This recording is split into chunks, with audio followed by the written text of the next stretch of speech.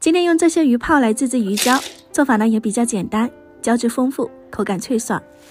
原材料就是这一堆鱼泡泡，也称之为鱼标、鱼肚。很多地方会丢弃不要，但在湖南还是蛮受欢迎的。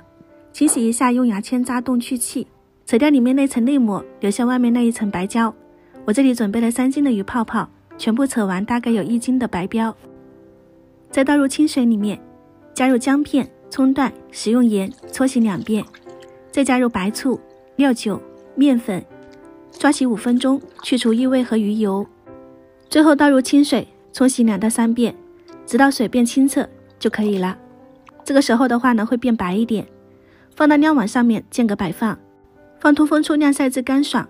天气不好可以像我这样子剪开，放到烤箱53度烘烤12个小时。第2天我们的鱼胶就制作完成，整体干爽透亮。这种小鱼泡泡做出来的话呢，就只能称之为鱼胶；深海鱼肚做出来的话呢，可以称之为花胶，营养更加丰富。做好这里一罐大概有120克，我们拿出一小部分，放入蒸锅，加入姜片，蒸20分钟。煸软以后，放入水中泡1个晚上。泡发后整体变大，颜色白皙，像这样子就可以了。放入鸡汤里面，加入一些南瓜泥、红枣、胡椒粒，再来一些盐调味，搅拌均匀。再炖煮20分钟，最后加入一些枸杞就可以开吃了。经过处理的鱼胶变得脆爽，和之前软腻的口感截然不同。如果喜欢今天的分享，就收藏起来试一下吧。